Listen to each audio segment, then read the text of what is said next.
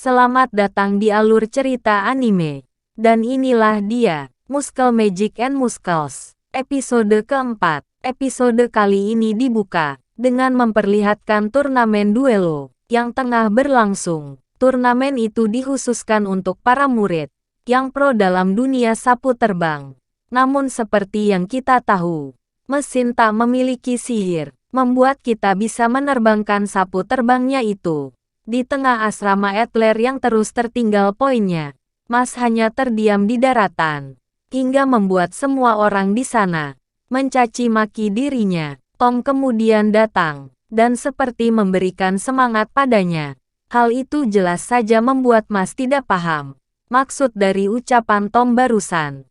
Setelah cukup banyak omongan gak jelas dari Tom, yang mana dirinya dianggap asal ceplos karena meminta Mas yang harus menjadi seperti tanaman bambu. Tom pun baru teringat, irinya yang belum memberitahukan aturan turni duelo itu. Simplenya lu harus terbang pakai sapu, rebut bola dan mencetak angka. Di tengah penjelasan, terlihat asrama Adler, yang tertinggal cukup jauh dari asrama Leng. Tom kemudian masuk ke mode serius secara tiba-tiba, di mana dirinya nampak sangat mempercayai Mas. Dalam turnamen itu, baru saja Tom menerbangkan sapunya. Secara tiba-tiba, terlihat seorang player dari asrama Leng yang sengaja menabrak tubuh Tom yang belum siap rubuhnya. Pembuat poin asrama Adler tertinggal cukup jauh. Mengetahui tulang Tomang patah, jelas membuat rasa pesimis muncul, karena waktu yang kian menipis. Meski begitu, ada satu hal yang ingin ia sampaikan pada Mas, yaitu kemenangan bukanlah hal yang terpenting, karena yang terpenting sebenarnya adalah perjuangan. Dalam mengerahkan segalanya, perbedaan 50 poin membuat asrama Leng merasa sedang di atas angin, yang bahkan orang yang mendapat tubuh Tom tadi merasa akan Ezetuen, namun tidak semudah itu, karena setelah cukup lama Mas nampak mengambil sapunya, dan nampak sedang mempersiapkan diri.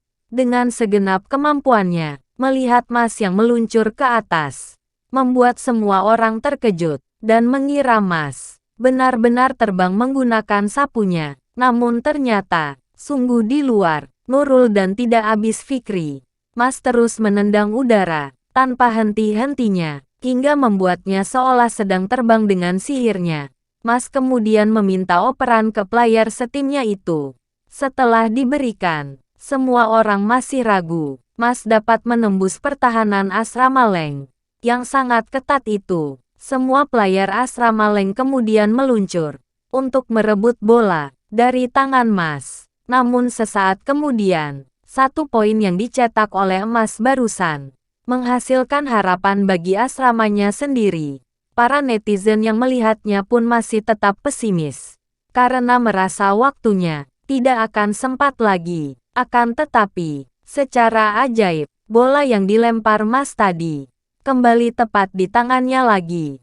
Nah, hanya dengan jarinya saja, Mas sudah bisa membuat bola tadi berbelok edan dengan sangat ejeknya.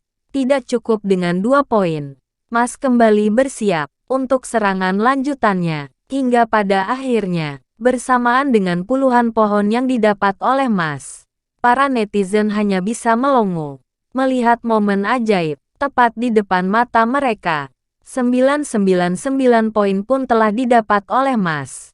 Dalam sekejap mata, hal itu jelas saja membuat musuh dan kawannya sendiri menjadi terkejut melihatnya. Dengan poin segitu, jangankan ngejar, nyogok wasit pun gak bakalan bisa menang.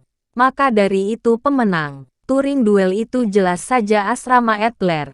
Tidak hanya memenangkan turnamen duelo, tim Adler juga telah mencetak rekor tertinggi dalam sejarah akademi mereka, sekaligus membuat emas mendapatkan 1 keping koin perak. Finn pun turut bangga, dan juga senang, karena bestinya yang telah mendapatkan koin perak. Meski baru masuk akademi, tak lama kemudian, Tom datang dan seperti memasang wajah yang sangat marah. Namun ternyata, scene berpindah, memperlihatkan orang yang sedang memperhatikan foto Mas di dalam koran. Entah apa alasannya, Tapi pria ini nampak sangat jengkel. Melihat wajah Mas, dirinya turut mengetahui Mas adalah orang yang mengambil resiko gagal demi orang lain. Sembari memperhatikan kalungnya, pria ini nampak membuat Mas menjadi target berikutnya. Singkat cerita, di keesokan harinya, Mas yang sedang kebisingan dengan Tom serta Lemon, yang terus kumat kamit gak jelas. Ditambah Vini malah pura-pura tidur karena gak membantunya. Pria yang kita lihat tadi nampak datang menghampiri Mas. Pria bernama Lance ini membuat Tom terkejut, karena dirinya yang memiliki 2 tanda sihir di wajahnya. Sedangkan si Lemon, dirinya yang hampir terpincut dengan ketampanan Lance. Namun dirinya menguatkan diri, karena hanya satu cowok yang boleh memiliki hatinya. Setelahnya Lance mengajak Mas untuk melakukan hal yang jauh lebih seru lagi.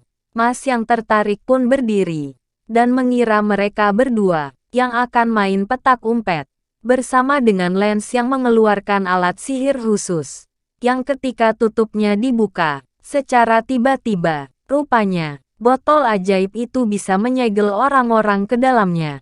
Lance pun mengancam jika ingin teman-temannya kembali maka, Mas harus ke hutan sebelah pondok burung hantu. Dan ternyata, Lance ingin membuat taruhan dengan emas. Taruhannya adalah koin perak yang mereka miliki. Berbeda dengan emas yang hanya menduduki 1 keping saja, Lance ternyata memiliki 2 keping koin perak. Hal itu jelas tajam buat Lemon dan juga Tom. Menjadi terkejut melihatnya, dan rupanya, tanda sihir merupakan penggambaran dari kapasitas sihir yang dimiliki oleh seseorang. Tanda 1 artinya sihir tunggal, di mana mayoritas orang-orang di dunia merupakan pengguna sihir tunggal. Sedangkan 2 tanda hanya dimiliki oleh orang dengan perbandingan 100.000 orang. Atau bisa dikatakan, orang itu telah dipilih oleh sihir itu sendiri. Singkat cerita, mengira Mas akan takut padanya. Namun ternyata, Mas yang sudah muak, auto menerima taruhan adu mekanik di antara mereka. Sebagai langkah awal, Lance Breed memperluas arena Baiwan mereka. Dalam waktu singkat, Lance mampu meratakan semua pohon di sekitar mereka. Mas kemudian terlihat menerjang menggunakan tinjunya saja. Namun sayangnya, di tengah tertunduknya emas, Lance serta merasa emosi, karena emas yang juga memiliki koin perak seperti dirinya. Dia saat masih berusaha untuk bangkit. Namun kekuatan gravitasi, Lance yang terbilang sangat kuat, membuat Mas kesulitan untuk bangkit. Tak lama berselang, Mas Nabe memasukkan tangannya ke dalam lubang. Dan sesaat kemudian, Lance pun terkejut, karena melihat Mas yang mampu membuatnya mundur ke belakang. Mas kemudian mendekat, dan kemudian meluncur, untuk menerjang Lance sekali lagi. Melihat membuat Lance mengeluarkan sihir Daviolnya sekali lagi. Namun sayangnya, Lance pun dibuat semakin terkejut, karena Mas yang telah menambah kecepatannya, tepat di tengah grafil miliknya.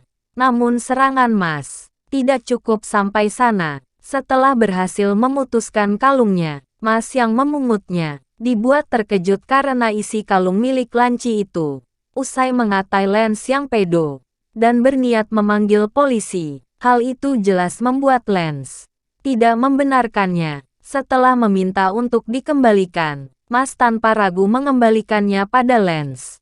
Tak lama kemudian, Lance nampak mendekati jurang dan melemparkan botol berisikan teman-teman emas ke sana. Ditambah dirinya akan menggunakan sihir gravitasi untuk mempercepat jatuhnya botol itu. Lance benar-benar menggunakan graviol untuk menjatuhkan botol berisikan Tom dan yang lain. Namun setelah menoleh ke arah emas, dirinya mendapati emas yang sedang pemanasan kecil. Mas kemudian bersiap bagaikan atlet lomba lari. Mendengar sihir hamstering membuat Lance terkejut. Mas yang sedang mengencangkan seluruh otot dalam tubuhnya. Dengan kecepatan gak ada otak, Mas mampu kembali, sembari membawa botol yang dijatuhkan Lance tadi. Hal itu jelas membuat Lance mengira Mas baru saja menggunakan sihir penguatan fisiknya. Mas kemudian minta mereka untuk menyudahi adu mekanik yang ada. Lanci merasa emas telah memenangkan pertarungan mereka, maka dari itu, dirinya dapat mendapatkan satu keping koin perak yang ia miliki pada emas. Bersama dengan Lance yang pergi, Lance sebenarnya adalah orang yang baik. Dan, apa yang sedang dipikirkan oleh Mas saat ini? Dan berakhirlah alur cerita Memarcel episode keempat.